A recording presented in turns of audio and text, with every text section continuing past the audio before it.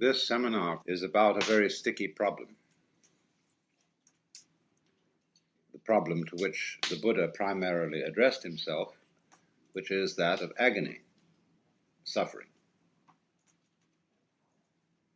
But before we get into that, we have to be clear about certain basics. And these basics have to do not so much with concepts and ideas as they do with a state of mind. You could call it also a state of feeling, a state of sensation, a state of consciousness. And we need to understand that, even be in that, before we can really go very far. And this is an extraordinarily difficult state of mind to talk about, even though in its nature it's extremely simple. Because it is, in a way, like we were when we were babies, when we hadn't been told anything and didn't know anything other than what we felt, and we had no names for it. Now, of course, as we grow older, we learn to differentiate one thing from another, one event from another, and above all, ourselves from everything else. Well and good, provided you don't lose the foundations. Just as mountains are differentiated, but they're all based on the earth, so the multiple things of this world are differentiated. But they have, as it were, a basis. There is no word for that basis, not really, because words are only for distinction. And so there can't really be a word, not even an idea, of the non-distinction. We can feel it, but we can't think it. But we don't feel it like an object. You feel you're alive. You feel you're conscious, but you don't know what consciousness is, because consciousness is present in every conceivable kind of experience. It's like the space in which we live, which is everywhere.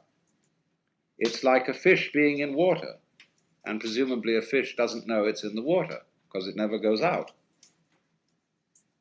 A bird presumably knows nothing of the air, and we really know nothing of consciousness, and we pretend space isn't there. So, however, when you grow up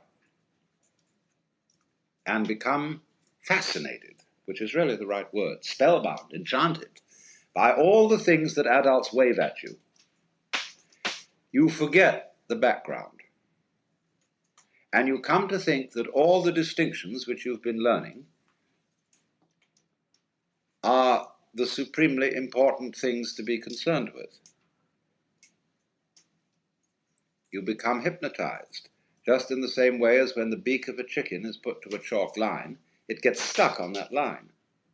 And so when we are told to pay attention to what matters, we get stuck with it, and that's what in Buddhism is called attachment. Attachment doesn't mean that you enjoy your dinner, or that you enjoy sleeping, or beauty. Those are responses of our organism in its environment, as natural as feeling hot near a fire or cold near ice. So are certain responses of fear or of sorrow. They are not attachment. Attachment is exactly translated by the modern slang term hang-up. It's a kind of stickiness, or what in psychology would be called blocking, when you are in a state of wobbly hesitation, not knowing how to flow on. That's attachment, what is meant by the Sanskrit word klesha. So when the chicken has its beak put to the chalk line, it's got a hang-up. It's stuck on that line.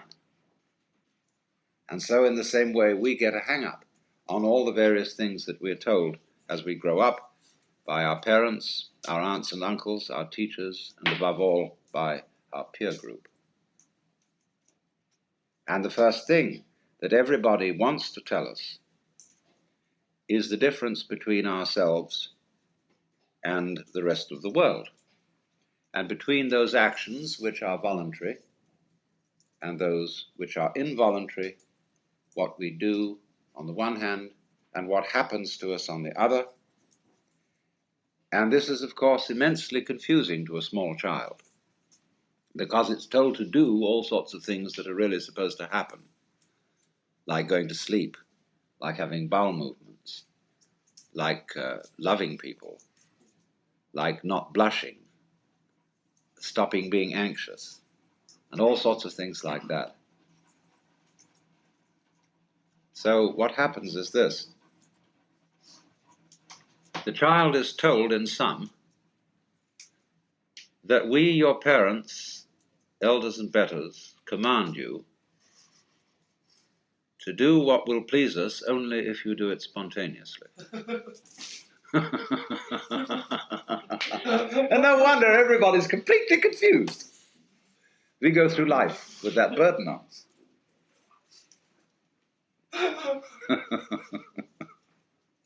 So